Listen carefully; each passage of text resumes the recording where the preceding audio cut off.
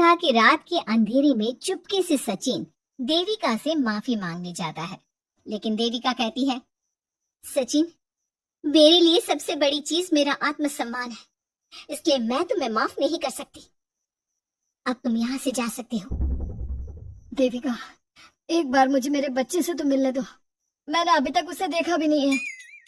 कौन सा बच्चा सचिन? वही बच्चा जिसे तुमने और तुम्हारे बाप ने अपने घर के अंदर तक नहीं घुसने दिया। आज अचानक बच्चे की याद कैसे आ गई? देखो सचिन, चले जाओ यहाँ से। मेरे बच्चे के सामने और मेरे सामने फिर कभी मत आना। सचिन जब घर जाता है तो घर के सभी आदमी उसे डांटने लगते हैं। इतने रात को कहाँ गया था सचिन? देविका से माफी मांगने। तुझे शर्म नहीं आई अपनी बीवी से माफी मांगते हुए? घर की इज्जत का कुछ ख्याल है कि नहीं? लेकिन चाचा जी, आखिर अपनी ही पत्नी से माफी मांगने में कैसी शर्म? लो जी लो, नवाबजादे पूछ रहे हैं कि कैसी शर्म। अरे मुझे अभी तक यह समझ में नहीं आता कि देविका तेरी पत्नी है या तू देविका की पत्नी है। जीजा जी, पति पत्नी एक समान होते हैं और माफी मांगने से कोई छोटा बड़ा नहीं होता। काश मैंने पहले अपनी पत्नी का साथ दिया होता। आज मैं आखिरी बार आपको समझा रहा हूँ कि आप सब भी अपनी पत्नियों से माफी मांग लो। देविका ने तो मुझे माफ नहीं किया, शायद माँ, चाची, भाभी और दीदी ही आप सबको माफ कर दे। सचिन सभी को समझाने की बहुत कोशिश करता है, लेकिन कोई भी उसकी बात नहीं सुनता। वहीं दूसरी ओर सुजाता के हाथ का बना खाना सारे गांव में फेमस हो गया था, तो उसने एक बहुत अच्छा सा होटल खोल दिया। देविका, मैं चाहती हूँ मेरे होटल की सबसे पहली ग्राहक तुम ही हो, क्योंकि तुम्हारी वजह से ही आज मैं अपना खुद का होटल खोल पाई हूँ। क्यों नहीं भाभी?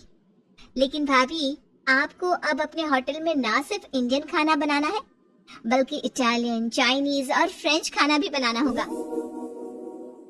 सुजाता सभी औरतों को अपने होटल का खाना खिलाती है। खाना खाने के बाद कम्मो कहती है, अरे बहू, इतना अच्छा खाना तो मैं भी नहीं बना सकती। तू तो वो हो गई, क्या कहते हैं उसे?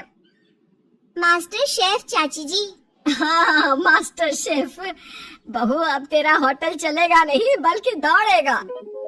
हाँ बहू, तूने सच में खाना बहुत स्वादिष्ट बनाया है। अब बीना बेटी, तुझे क्या करना है?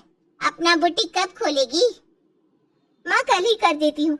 दुकान और सिलाई मशीनों का सारा काम हो गया है और वर्कर भी आ जाएंगे।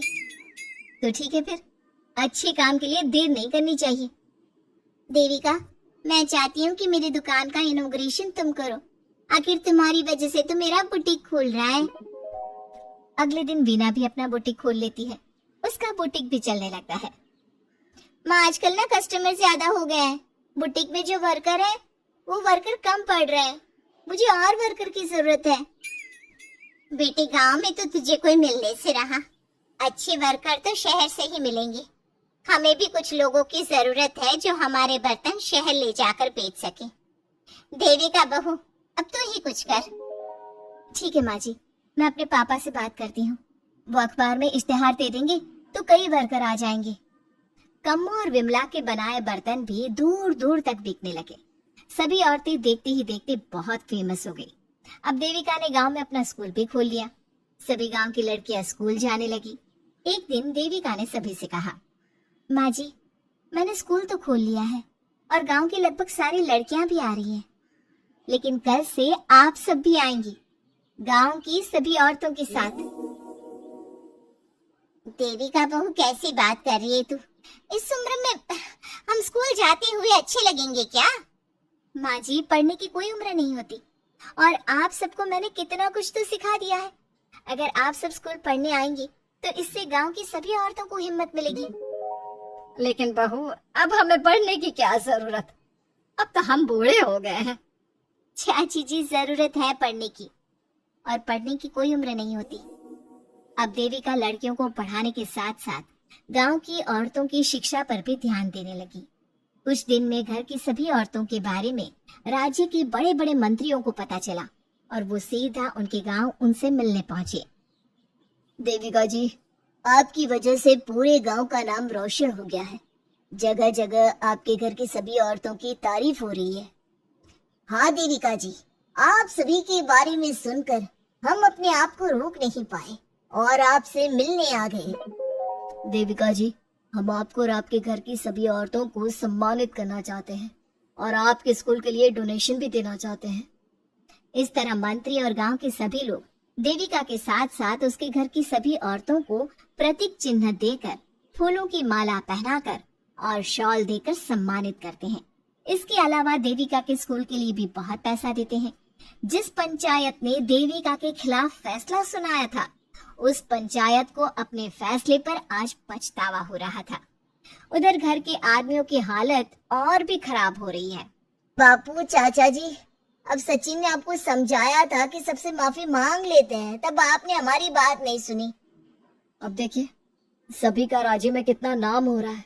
खुद मंत्री जी उनको सम्मानित करने आए हैं। बापू, मोहन और सचिन ठीक कह रहे हैं।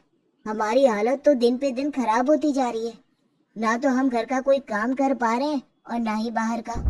तुम लोग जरूरी बात सबसे आखिर में बताते हो। ये बात तुम लोग पहले भी तो बता सकते थे। भैया, हमें सबसे माफी मांगनी चाहिए और सबको यहाँ बुलाकर लाना चाहिए। ठीक है, तुम सब यही चाहते हो तो चलो, आज ही घर की सभी औरतों को घर ले आते हैं। घर के सभी आदमी चल देते हैं सभी औरतों से माफी मांगने के लिए। जैसे ही वो औरतों के पास पहुंचते हैं, सभी हैरान हो जाती हैं। कम्मो, ये सब यहाँ क्यों आए हैं? पता नहीं, लगता है आज फिर झगड़ा करने आए हैं हमसे। अगर आज कल्याण ने मुझे कुछ बोला तो इसे छोड़ूंगी नहीं मैं भी नहीं छोड़ूंगी मोहन जी को। ना इनका भरता बनाया तो मेरा नाम भी सुजाता नहीं। शांत रहो आप सब, देखने तो दो क्या कहते हैं। सभी आदमी अपनी अपनी पत्नियों से माफी मांगते हुए कहते हैं, कम्मो, मुझे माफ कर दो, मैं तुम्हें घर ले जाने आया हूँ। तुम्हारे बिना घर बहुत सुना लगता है विमला, घर चलो। सुजाता, मैंने जो भी तुम्हारे साथ किया उसके लिए मैं बहुत शर्मिंदा हूँ। मुझे तुम्हारी और तुम्हारे हाथ के बने खाने की बहुत याद आती है। तुम मेरे साथ घर चलोगी ना? वीना, वो घर मेरा नहीं तुम्हारा है और मैं नहीं चाहता कि तुम मेरी वजह से अपना घर छोड़ दो। इसलिए अपने घर चलो और हम सबको माफ कर दो। अपने पतियों की इस तरह माफी मांगने से सभी औरतें अपने पतियों को माफ करके उनके साथ जाने को तैयार हो जाती हैं। लेकिन देविका घर आने से मना कर देती है। सभी औरतें उसे समझाती है, देविका बहू, अब घर जाने में क्या दिक्कत है? मांग तो लिए सबने माफी। देख तो सचिन भी कितना शर्मिंदा है। हाँ बहू, हमारी लड़ाई तो यही थी कि ये हमसे माफी मांगकर इज्जत के साथ घर ले जाए। अब घर चलने से तेरी शादी बच सकती है। चाची जी, मैं पहले भी बता चुकी हूँ, अब दोबारा से फिर कह रही हूँ, मेरे लिए शादी से बड़ा है आत्मसम्मान। आप लोगों की शादी आपकी मर्जी से नहीं हुई है, लेकिन मेरी शादी मेरी मर्जी से हुई है। इसलिए शायद आप लोगों को फर्क नहीं पड़ता कि आपके पति ने आपके साथ क्या किया, पर मुझे इस बात से बहुत फर्क पड़ता है कि मेरे पति ने मुझे अपने बराबर नहीं समझा और इसलिए मैं उसे माफ नहीं कर सकती। देविका, मैं अपने बर्ताव के लिए बहुत शर्मिंदा हूँ। तो जिंदगी भर शर्मिंदा रहना। और हाँ, आप सब इनके साथ जाना चाहती हैं तो जाइए, लेकिन मेरी एक बात हमेशा याद रखिएगा, शादी सिर्फ एक रस्म होती है। इस रस्म में पति और पत्नी बराबर के हिस्सेदार होते हैं, ना कोई छोटा होता है और ना कोई बड़ा। इसलिए यदि आपका पति आपको सम्मान दे तो बदले में उसे सम्मान दो, नहीं तो वो जैसा करे आप भी वैसा ही करो। देविका सचिन के साथ नहीं जाती है और अपने बेटी के साथ वहीं रहने का फैसला करती है। अब वो न सिर्फ अपने गांव बल्कि हर जगह जाकर महिला शिक्षा और उनके अधिकारों का प्रचार करती है। हमारे प्यारे दर्शकों, हमें कमेंट करके जरूर बताएं कि देविका का ये फैसला आपको कैसा लगा और हमारी कहानी सास का घूंघट आपको कैसी लगी। इसी तरह की मजेदार कहानी सुनने के लिए हमारे चैनल को सब्सक्राइब जरूर करें।